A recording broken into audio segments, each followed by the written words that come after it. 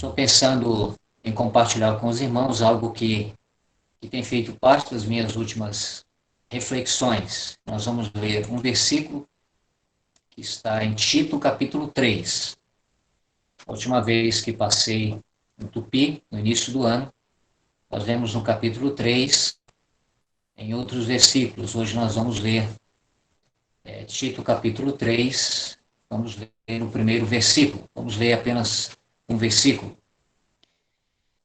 Lembra-lhes que se sujeitem aos que governam, às autoridades, sejam obedientes, estejam prontos para toda boa obra. Um assunto importante e tem se revestido de um certo brilho nesses últimos dias. Lembra-lhes que se sujeitem aos que governam, às autoridades, sejam obedientes, estejam prontos para toda boa obra. Eu tenho considerado os capítulos 2 e 3, em especial, capítulos 2 e 3 de Tito, como um manual de educação divina para a igreja, que é o povo de Deus. É verdade que a carta toda é instrutiva. Tito fora deixado em uma região, recebeu esta carta e deveria seguir as suas diretrizes para ajudar o povo de Deus ali na região de Creta. Mas eu estou pensando de modo especial nos capítulos 2 e 3, como um manual de educação divina para a igreja, que é o povo de Deus. Deus quer e Deus deseja que o seu povo, os seus filhos, sejam filhos educados. Filhos mal educados, humanamente falando, trazem desonra aos seus pais. Por outro lado, filhos bem educados trazem honra ao nome dos seus pais. E Deus, como Pai Celestial, deseja que a sua igreja, o seu povo, os seus filhos, sejam educados. Nós encontramos nestes 2 capítulos conselhos para os relacionamentos domésticos, porque a igreja é uma família. Os crentes se relacionam entre si, em especial nas suas congregações, no dia a dia. Por hora estamos sendo impedidos de nos ajuntarmos, mas a congregação é parte integrante do testemunho do povo de Deus. E o povo de Deus é uma família. No capítulo 2, nós encontramos conselho para os mais velhos, que podem muito bem representar os pais, os pais. Temos também conselhos para as irmãs idosas, que podem representar as mães. Então, temos aí a figura do pai e a figura da mãe. Esses 2 grupos, nós temos as jovens recém-casadas, que são citadas no capítulo 2. Temos os jovens, então, eles representam os filhos. Então, nós vemos aí uma estrutura familiar no ambiente da igreja. E, de fato, não só nesta epístola, em outras também, Paulo usa essa figura. Efésios, por exemplo, uma outra carta escrita por Paulo, onde ele usa também a figura da igreja para representar a igreja. Então, há conselhos específicos para os relacionamentos da igreja como uma família. Ainda no capítulo 2, nós encontramos conselhos específicos para a igreja no tocante aos relacionamentos sociais. A vida da igreja fora das suas congregações. E Deus tem muito interesse, porque a igreja, fora das suas reuniões, continua sendo o povo de Deus, continua sendo formada pelos filhos de Deus. E essa educação deve fazer parte não só nos relacionamentos da igreja entre os seus membros, mas a educação deve marcar também a experiência social do povo de Deus. No capítulo 2 ainda de Tito, nós encontramos ali uma citação dos servos. Então, quando Paulo cita servos, ele já está pensando nos relacionamentos da igreja fora das experiências domésticas, mas as experiências sociais. Então, há ali algumas recomendações específicas para o crente como um servo. Como Deus espera que um crente haja como um servo.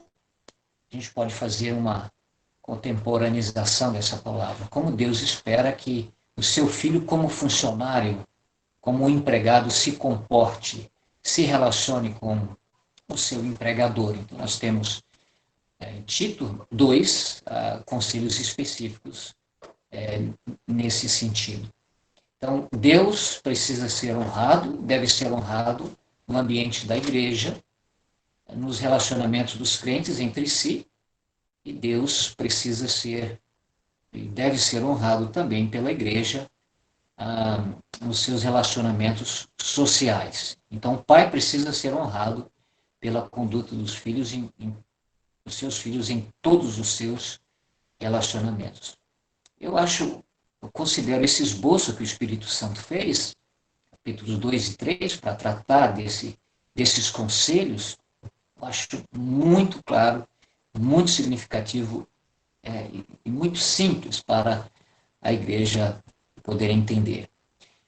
No capítulo 3, onde lemos hoje, no versículo 1, nós temos mais um conselho, e continua sendo conselhos para o crente no tocante aos seus relacionamentos sociais. No capítulo 3, no primeiro versículo, nós temos a recomendação da parte de Deus para o crente como um cidadão. O crente como cidadão, qual deve ser o seu comportamento em relação ao Estado, em relação às autoridades? Então, nós lemos um único versículo hoje que trata da educação de Deus para os seus filhos nesse aspecto, o crente como um cidadão.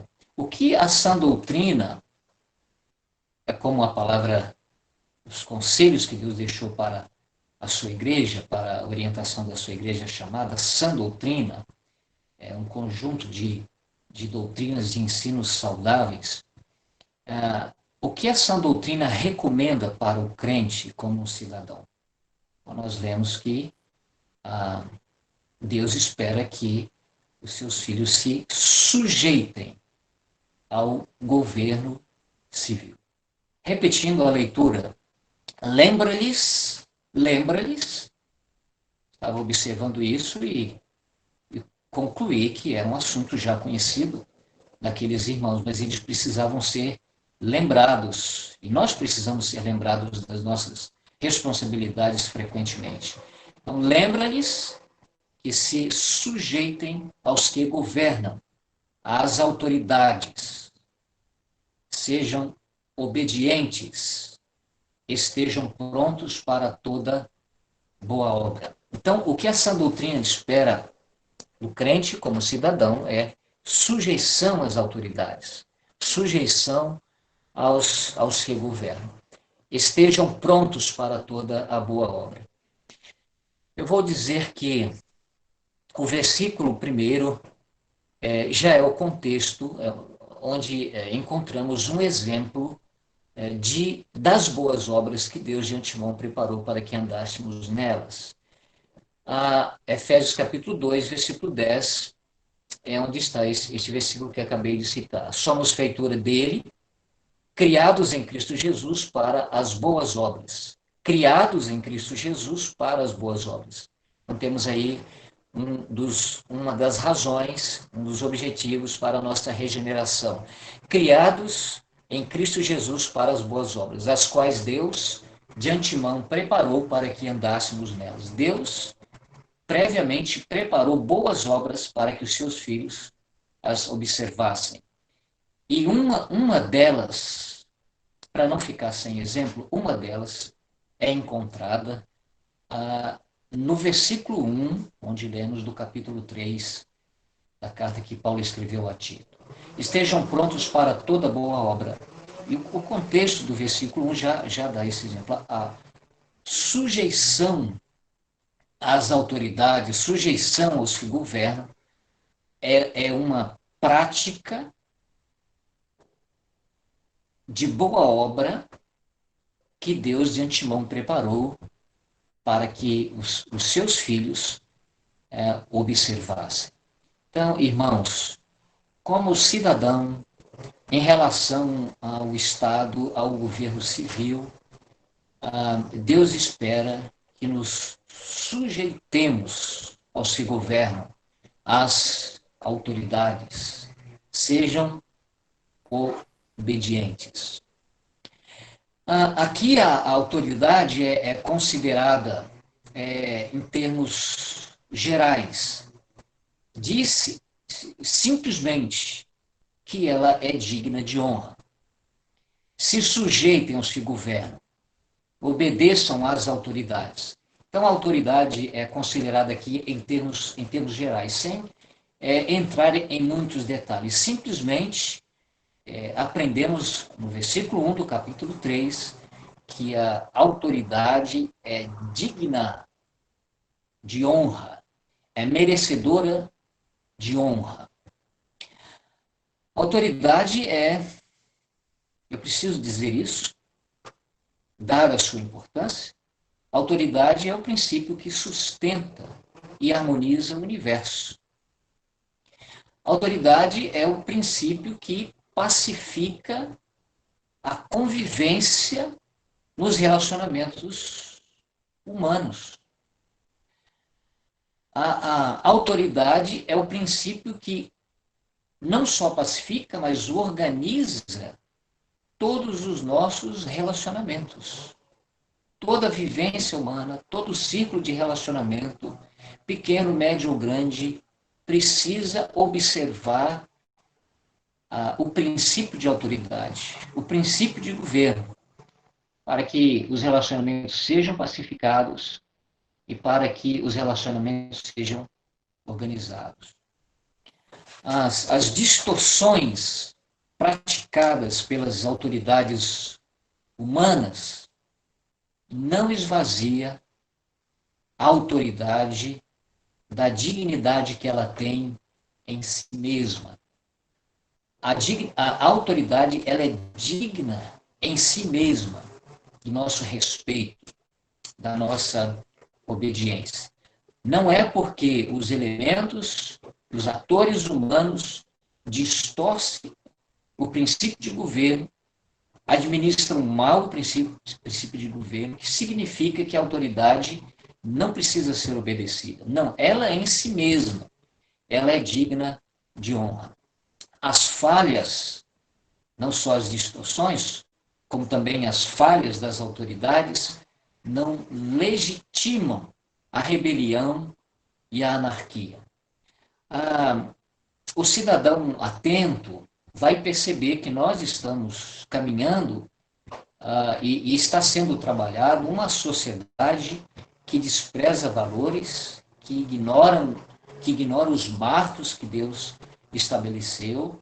É possível perceber a preparação para uma sociedade anarquista, rebelde contra os valores que o Senhor estabeleceu. Por isso que eu disse que esse assunto sempre foi importante e hoje se reveste de maior importância, dada essa observação que tenho feito a esse espírito crescente de anarquia e de rebelião em relação aos limites, aos marcos que Deus estabeleceu. Porém, as falhas das autoridades não legitimam a rebelião e a anarquia. Aqui no versículo 1, nós não encontramos, como já disse, detalhes sobre a autoridade. Disse simplesmente que ela é digna de honra. Mas a palavra de Deus, em outras partes, ela trata desse assunto. E há outros textos que detalham sobre esta questão. Um deles é Romanos capítulo 13, dos versículos 1, do versículo 1 ao versículo 7. Nós não vamos ler todos esses versículos que eu citei, mas eu vou pensar pelo menos duas frases que são citadas dentro dos 7 versículos que acabei de citar. Você pode anotar para ler posteriormente a nossa consideração aqui, Romanos 13, de 1 a 7. Mas eu vou pensar tão somente duas frases que nos interessam neste momento. Então, lá encontramos esta declaração: todas as autoridades procedem de Deus. Notem isso. Todas. Isso deve ser colocado entre aspas. Todas. Não simplesmente algumas, mas todas. Todas as autoridades procedem de Deus. Então, o próprio Deus, pela sua palavra, faz essa declaração. Orienta o seu povo, esclarece o seu povo, dizendo que todas as autoridades procedem de Deus. Deus, tirando uma conclusão a partir dessa declaração, Deus é a origem da autoridade. Se todas procedem de Deus, então ele é a origem da autoridade. Ele é a causa da autoridade. Ele é a fonte de toda a autoridade. Não foi ninguém em algum lugar que, no momento de inspiração, criou a autoridade. Deus, pela sua palavra, reclama para si a origem, a criação da autoridade. Porque a frase diz: todas as autoridades procedem de Deus. Daí a solenidade desse assunto, o assunto de governo, o assunto de autoridade. Uma outra frase que eu quero destacar em Romanos 13: todas são por Deus instituídas. Todas as autoridades são por Deus instituídas. Então, além de falar da origem da autoridade, a palavra de Deus nos explica isso também, que todas as autoridades são por Deus instituídas. Então, se todas são instituídas por Deus, nós podemos concluir com segurança que todas as autoridades são autoridades delegadas. Se todas são instituídas por Deus, nenhuma sequer está fora dessa afirmação inspirada da palavra de Deus. Isso significa que todas as autoridades são delegadas. Deus delega autoridade. Deus reveste as pessoas, pensando em seres humanos, Deus reveste os homens de autoridade. Então, ninguém é autoridade por si só. Ninguém decide, eu serei autoridade, sem que Deus permita.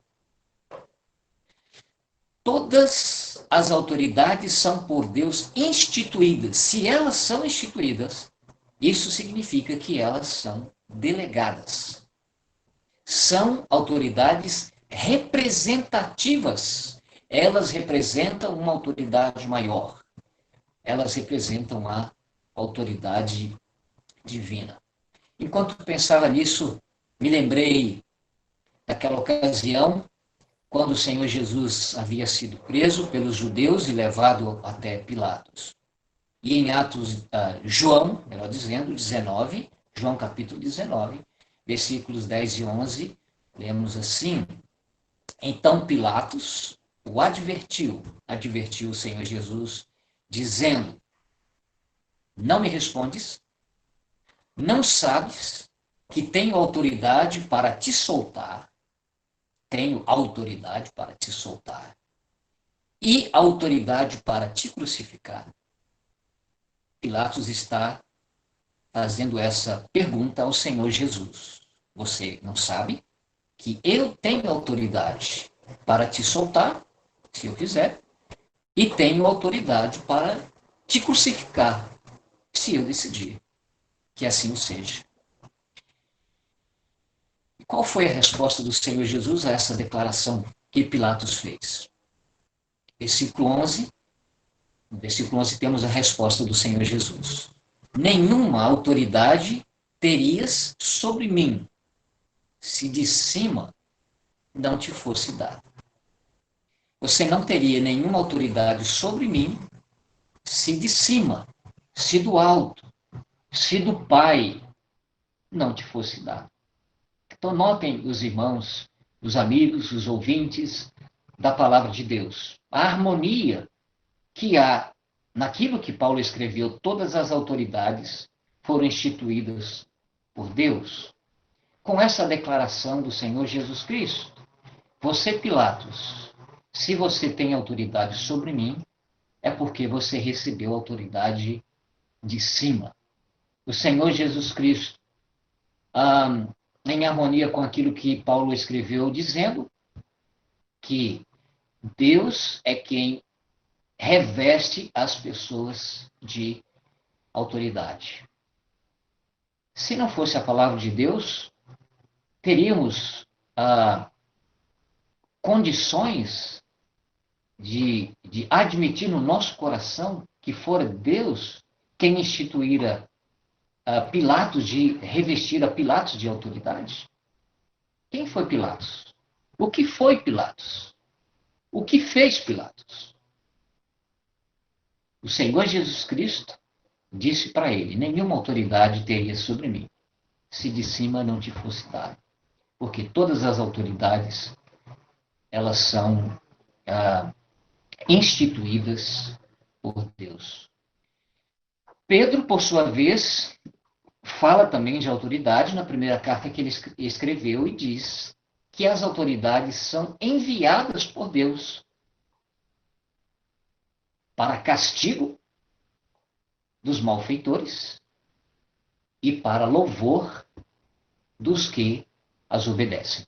1 Pedro capítulo 2, versículos 13 e 14. Aqueles que obedecem às autoridades são louvadas pelas autoridades. Aqueles que desobedecem às autoridades merecem o castigo das autoridades.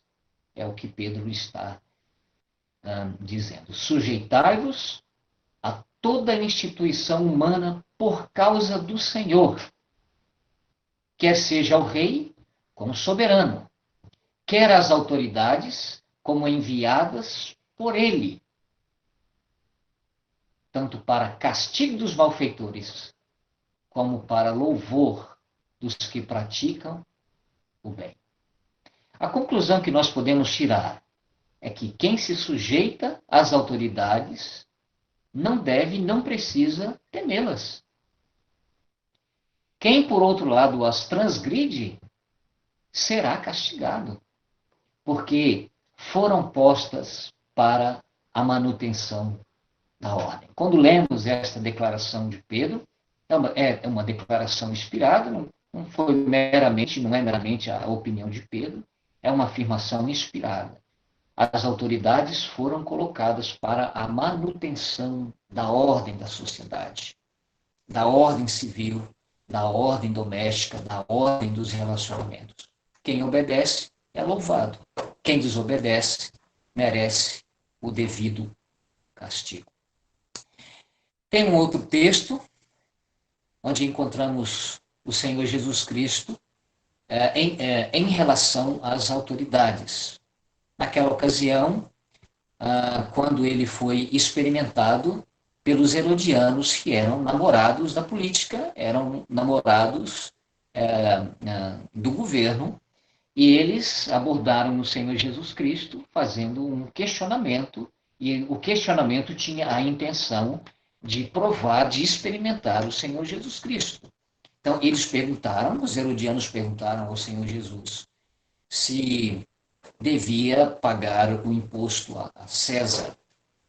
E o Senhor Jesus, então, lhes pediu que fosse trazida uma moeda e perguntou de quem é essa efígie, de quem é a efígie que está nesta moeda, de quem é a inscrição que está nesta moeda. E os herodianos responderam, de César. Então o Senhor Jesus respondeu. Isso está em Mateus, capítulo 22, versículo 21. O Senhor Jesus respondeu. Então lhes disse, dai, pois, a César o que é de César e a Deus o que é de Deus. O que aprendemos com o Senhor Jesus Cristo? Há compromissos nossos em relação ao Estado, há responsabilidades nossas específicas em relação ao Estado. E há também responsabilidades nossas, compromissos nossos em relação a Deus. São coisas diferentes, são coisas distintas, e uma não pode invalidar a outra. Então, como cidadão, nós temos compromisso com o Estado, com as nossas autoridades. Como filhos de Deus, nós temos compromisso com o nosso Pai, com o nosso Deus. Então, há coisas relacionadas ao Estado, devemos ter compromisso com elas, e há coisas relacionadas a Deus e ao seu reino, a sua justiça, e nós devemos ter compromisso com ela. Nós não podemos usar uma para suprimir a outra. Não devemos abandonar uma, abraçar uma em prejuízo da outra. São coisas distintas. Dai a César o que é de César, ao Estado o que é ao Estado, às autoridades o que é pertinente às autoridades, e a Deus o que é de Deus. Coisas distintas, compromissos distintos que precisam ser observados. A sujeição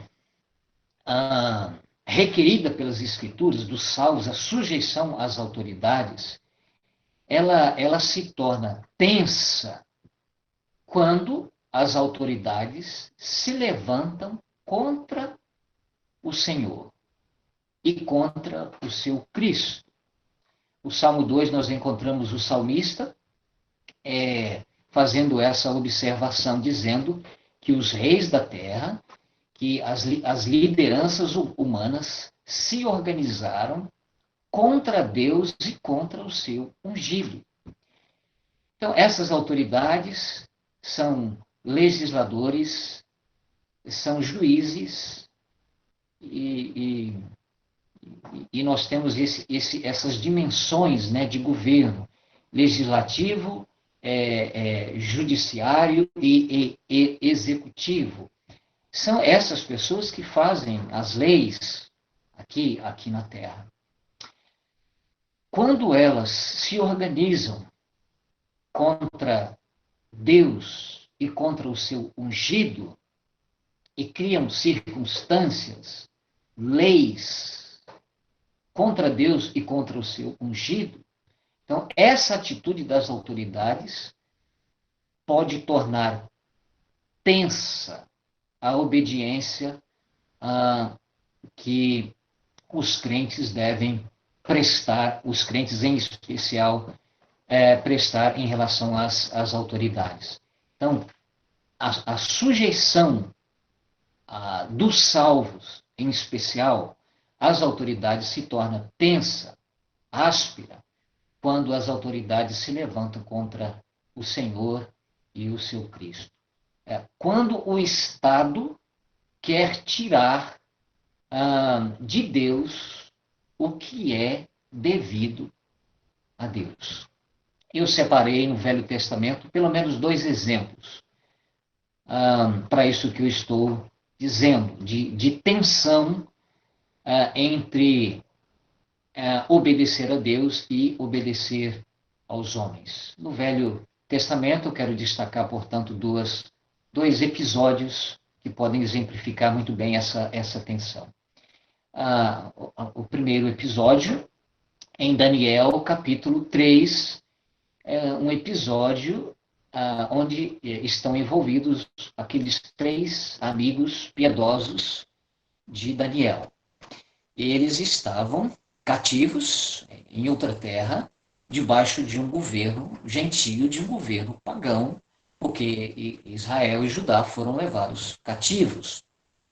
E em Daniel 3, no primeiro versículo, nós vemos: o rei Nabucodonosor fez uma imagem de ouro que tinha 60 côvados de altura e 6 de largura.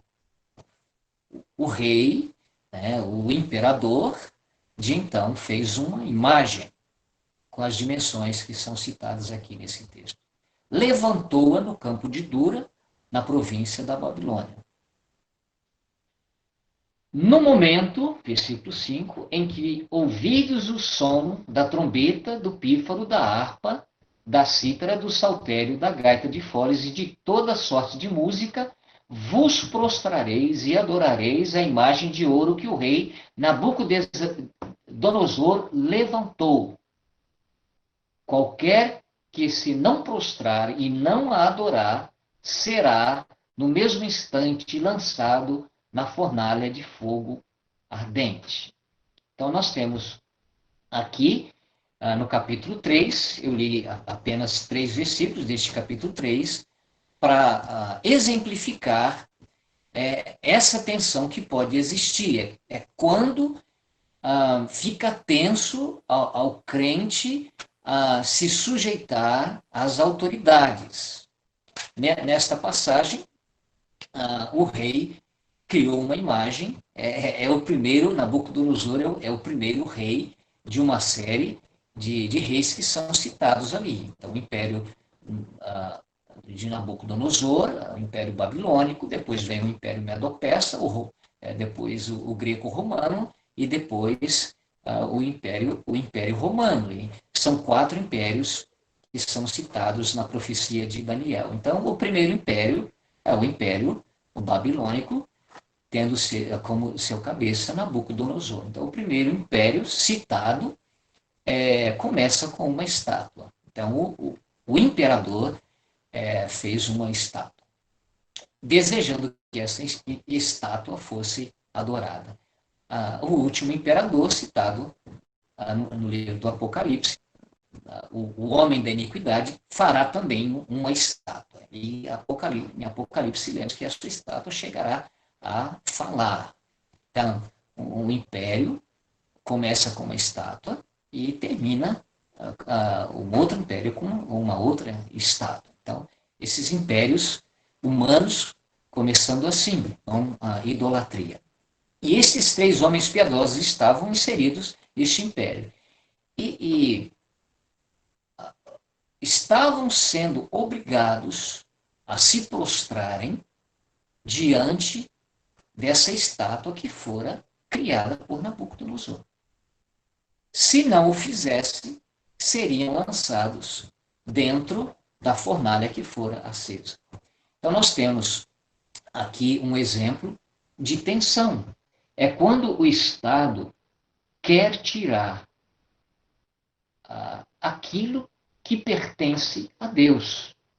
Então, aqueles 3 homens conheciam a palavra de Deus. Eram judeus que foram instruídos, foram treinados na palavra de Deus. Faziam parte de um povo monoteísta, um povo que reconhecia o Altíssimo como o único Deus, o único Deus verdadeiro. E eles, como piedosos que eram, não iam se prostrar diante de uma imagem, ainda que fingindo, né, que estava adorando. Eles poderiam dizer: nós vamos nos assentar e nos prostrar e vamos fingir que estamos adorando, mas no coração nós não reconhecemos isso como Deus e como digna de adoração, mas eles não fizeram. Então, o Estado criou um ambiente que tirava aquilo que é devido a Deus. Culto, adoração, só deve ser devotado, só deve ser prestado a Deus. Então, em Daniel 3, nós temos um exemplo de uma tensão que o Estado criou, querendo roubar de Deus o que é devido a Deus. E aqueles 3 homens piedosos, eles reconheciam o que deveria ser dado a César, ao Estado, e o que deveria ser dado a Deus. Então, o que deveria ser dado ao Estado, eles estavam dando. E o que era devido a Deus, eles não deram ao Estado. Né? Reconheciam, tinham essa convicção. Temos compromisso com o Estado, desde que o Estado não crie tensão com o nosso relacionamento com Deus. Então, não obedeceram. Não obedeceram. Havia uma tensão e eles não obedeceram. E sempre há castigo por isso. Né? Eles foram lançados dentro da fornalha que fora acesa, cujo calor foi intensificado. Mas aqueles homens não se intimidaram. Deram a César o que é de César e a Deus não permitiram que o Estado tirasse de Deus o que é devido a Deus. Naquela circunstância, adoração. No capítulo 6 de Daniel, nós temos um outro exemplo. Daniel, capítulo 6. Você pode conferir depois, lendo todo o capítulo. Eu vou ler alguns versículos aqui. Então, os presidentes e os sátrapas procuravam ocasião para acusar a Daniel a respeito do reino, em relação ao Estado, procurando acusação contra Daniel em relação ao reino, em relação ao Estado. Mas não puderam achá-la, nem culpa. Então, vasculharam a vida dele no âmbito municipal, por assim dizer, no âmbito estadual, no âmbito federal, Receita Estadual. Os seus impostos não conseguiram encontrar nenhuma falha no relacionamento de Daniel em relação ao Estado, em relação a César, em relação às autoridades, por assim dizer. Ele sabia o que era devido a César. E não foi encontrado em falta porque ele sabia dos seus compromissos em relação a César. Versículo 5. Disseram, pois, estes homens, nunca acharemos ocasião alguma para acusar este Daniel, se não a procurarmos contra ele na lei do seu Deus. Todos os presidentes do reino, os prefeitos e sátrapas, conselheiros e governadores concordaram em que o rei estabeleça um decreto. São legisladores, eles fazem as leis, eles fazem os decretos, eles impetram esses decretos. Então, estabeleçam um decreto e faça firme o interdito que todo homem que por espaço de 30 dias fizer petição a qualquer Deus ou a qualquer homem e não a ti, ó rei, seja lançado na cova dos leões. Como não encontraram falhas em Daniel em relação ao seu relacionamento, em relação ao Estado, procuraram apanhá-lo em criar uma cilada, uma tensão no relacionamento dele para com Deus. Eles concluíram, Daniel, homem piedoso que é, não ficará 30 dias sem orar ao seu Deus. Um homem piedoso, ele não vai ficar 30 dias sem orar ao seu Deus, é o suficiente. Interessante, não é? Pouco tempo, 30 dias, uma lei cuja vigência era de 30 dias, porque eles concluíram que era o tempo suficiente para apanhá-lo. Um homem piedoso não fica 30 dias sem orar. Então, nós vamos apanhá-lo. 30 dias nós vamos apanhá-lo em relação à lei do seu Deus. Então, qualquer que fizesse uma petição que não fosse ao rei, o rei é colocado no lugar de Deus, né? Então, quem orasse, quem pedisse alguma coisa, deveria pedir ao rei, né? Ao imperador, se colocando no lugar de Deus. O Estado se colocando no lugar de Deus. O Estado querendo roubar de Deus o que é devido a Deus. César querendo tirar de Deus o que é devido a Deus. Então, quem não obedecesse esse decreto, essa lei, que criou tensão entre o relacionamento do crente Daniel com o Estado, seria lançado na cova dos leões. Versículo 10, no versículo 10 nós lemos assim, Daniel, pois, quando soube que a escritura estava assinada, entrou em sua casa, e em cima no seu quarto, onde havia janelas abertas, do lado de Jerusalém, 3 vezes por dia se punha de joelhos e orava e dava graças diante de Deus, como costumava fazer. Que 30 dias. Quando ele soube daquela lei, daquele decreto, que criava tensão entre ele e o Estado, porque o Estado estava querendo tirar de Deus o que é devido a Deus, Daniel não se intimidou. Em relação a César, não foi achado qualquer imperfeição, qualquer falha. Em relação a Deus, também não foi encontrado. Ele sabia do compromisso, ele sabia separar aquilo que é de Deus e aquilo que é do Estado. Então, não podiam dizer nada de Daniel em relação às autoridades, em relação ao Estado. E não puderam dizer nada de Daniel em relação à sua devoção, à sua obediência ao seu Deus. Orou como fazia antes e teve consequências. Foi lançado na cova dos leões, mas o Senhor o preservou. Então, 2 exemplos no Velho Testamento de tensão que o Estado cria através de leis que são estabelecidas. Então, quando essas leis são criadas é que existe uma tensão para o crente no tocante a obedecer às autoridades. No Novo Testamento, eu cito Atos 4:18. Chamando-os, as autoridades chamando os apóstolos, ordenaram-lhes, foi uma ordem, que absolutamente não falassem nem ensinassem em nome de Jesus. Absolutamente. Quer dizer, de jeito nenhum. Nem por folhetos, nem por devocionais, de jeito nenhum. Nem particularmente, nem publicamente. Vocês estão absolutamente proibidos de falar e de ensinar em nome de Jesus. Pronto. Foi criada uma tensão. Porque o Senhor Jesus havia dado ordem aos seus discípulos, aos primeiros, e em extensão a todos os discípulos, que pregassem o Evangelho, fazendo discípulo de todas as nações. E agora as autoridades estão os proibindo de levar a termo a ordem que o Senhor deu. Então, no Novo Testamento, um exemplo de tensão. Caso haja essas tensões, como é que nós devemos agir? Então, nós temos em Atos 4:19, além dos exemplos de Daniel 6, e dos seus 3 amigos, em Daniel 3, nós temos no Novo Testamento o exemplo apostólico. Como agir diante dessa situação? Quando existe uma tensão para o crente obedecer a Deus ou obedecer o Estado? Como agir?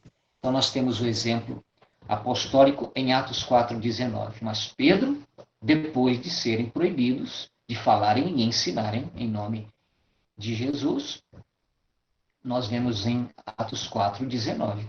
Mas Pedro e João lhes responderam: julgai se é justo diante de Deus ouvir-vos antes a vós outros do que a Deus.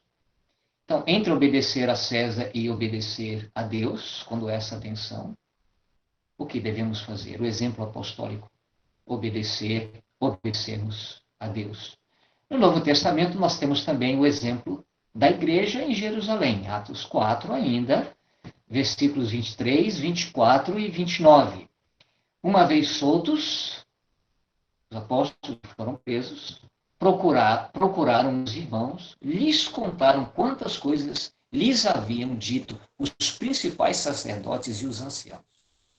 Ouvindo isto, a igreja ouvindo isto, unânimes, levantaram a voz a Deus e disseram: agora, Senhor, olha para as suas ameaças e concede aos teus servos que anuncie com toda a intrepidez a tua palavra. Interessante essa oração, não é? Deus disse: pregue Cristo, ensine Cristo. As autoridades disseram: não, vocês estão proibidos de falarem de Cristo, de ensinarem a Cristo. As autoridades criando tensão. E o que a igreja orou? Senhor, destrua as autoridades. Senhor, mate estes homens. A igreja sabia que tinha que obedecer às autoridades, mas sabia também que tinha que obedecer a Deus. Qual foi a oração? Se nós precisamos pregar o evangelho e eles estão nos proibindo, a harmonia entre essas duas coisas, Senhor,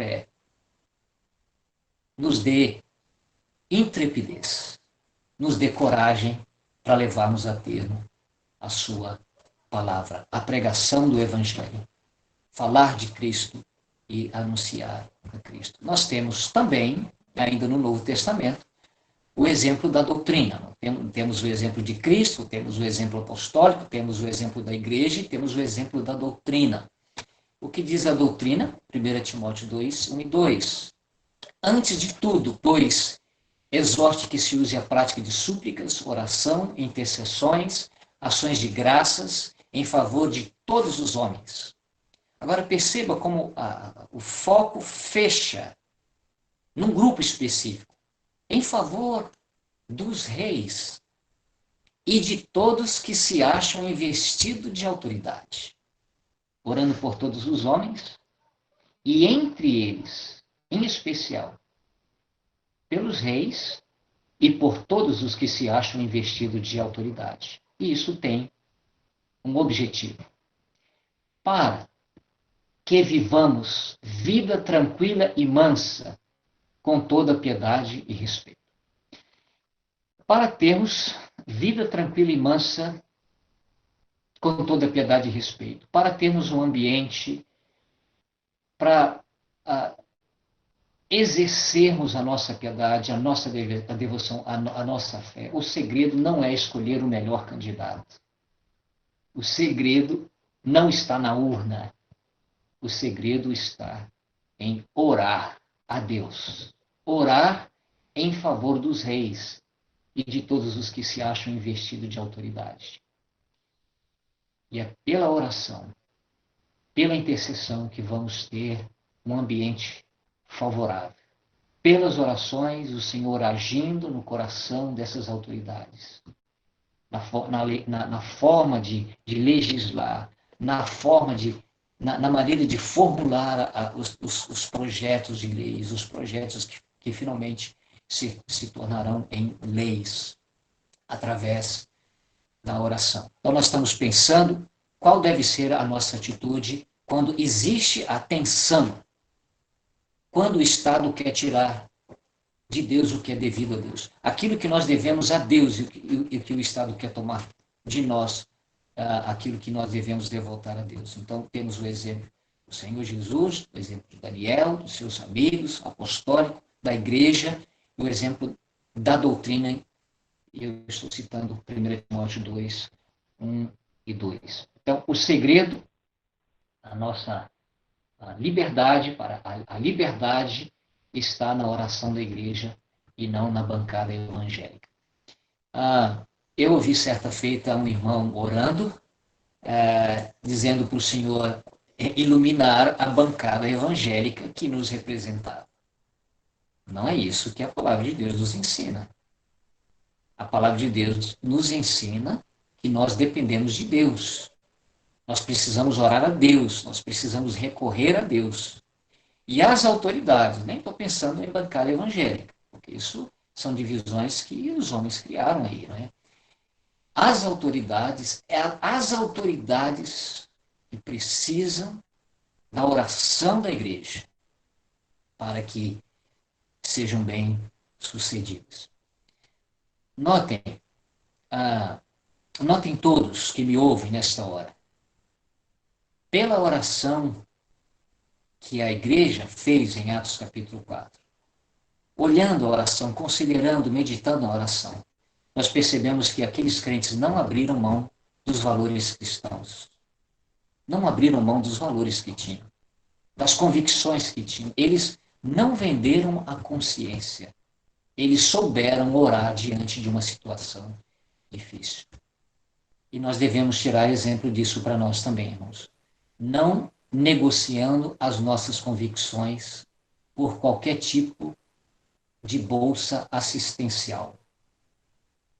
Não podemos abrir mão das nossas convicções por qualquer tipo de assistencialismo da parte do Estado, da parte de César, da parte do governo.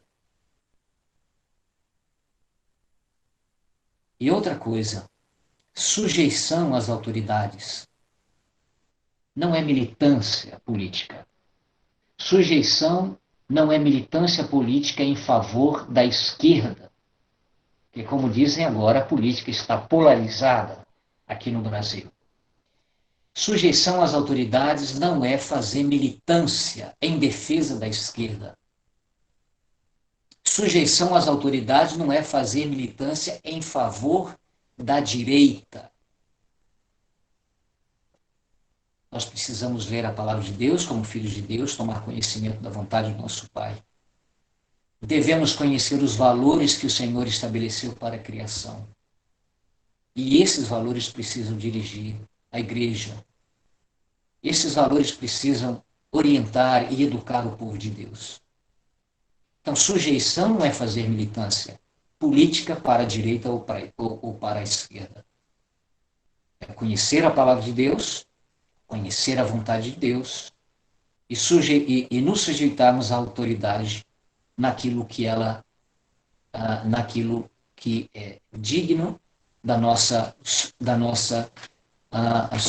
sujeição. Eu falei sobre esse assunto, já terminando, o tempo já vai adiantado, em um determinado local, e eu fui procurado depois da reunião por um crente, alguém que confessa a fé em Cristo, e ele me abordou perguntando, me dizendo que o governo passado do Brasil foi um governo assistencialista que fez muitas casas populares. Roubou, sim, ele disse, mas fez muita coisa. E ele me perguntou se eu concordava que o governo atual, vigente, deveria tomar aquilo que é dos ricos e dar aos pobres. Isso seria um roubo. Há pessoas empreendedoras, há pessoas trabalhadoras, há pessoas que receberam herança de seus pais, há pessoas que têm habilidade e coragem para trabalhar. O que elas têm, seja por herança, e seja como resultado do esforço, do trabalho, do empreendedorismo delas, é delas. Como é que eu vou concordar em tirar o que é das pessoas?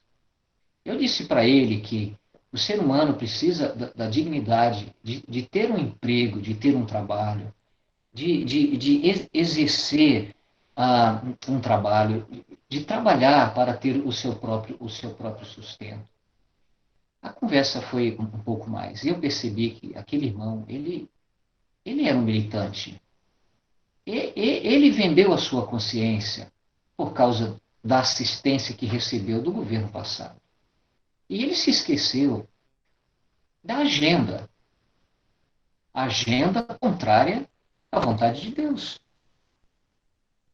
Agenda que vão contra os valores que Deus estabeleceu de casamento, de família, de liberdade e tantos outros valores.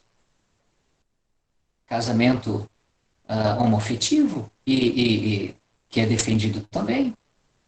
E esse irmão, por causa de assistência do Estado, ele se esqueceu dos seus valores, ele se esqueceu das suas convicções. Mas o exemplo que nós temos na igreja, os primeiros crentes, Atos capítulo 4, não venderam a consciência, oraram a Deus com sabedoria. Outra observação oportuna que eu quero fazer, caminhando para o final. Muita prudência devemos ter em relação às postagens nas redes sociais. O crente colocar, por exemplo, quem tem um STF como esse não precisa de inimigo. Isso é militância política. E a igreja de Deus não está aqui para fazer militância. Ela deve se sujeitar às autoridades, tendo a convicção de que Deus vai tratar com aquelas pessoas que foram instituídas de autoridade e não fazem uma boa administração da autoridade. O Covid trouxe um vislumbre fraco, mas trouxe um vislumbre do que é impedimento o que é restrição. Irmãos, parece se formar no horizonte uma nuvem muito escura, que vai trazer tensões. Por isso que eu disse que esse assunto é oportuno. Que o Senhor nos torne fortalecidos, que o Senhor fortaleça em nós as convicções, para andarmos segundo a vontade dEle, como filhos dEle, tendo essa educação. A César o que é de César, a Deus o que é de Deus, se sujeitando às autoridades. As autoridades são dignas da nossa sujeição, mas muito atentos, não vendendo a consciência, não abrindo mão dos valores que pertencem ao povo de Deus. Muito obrigado pela tua atenção. Boa noite.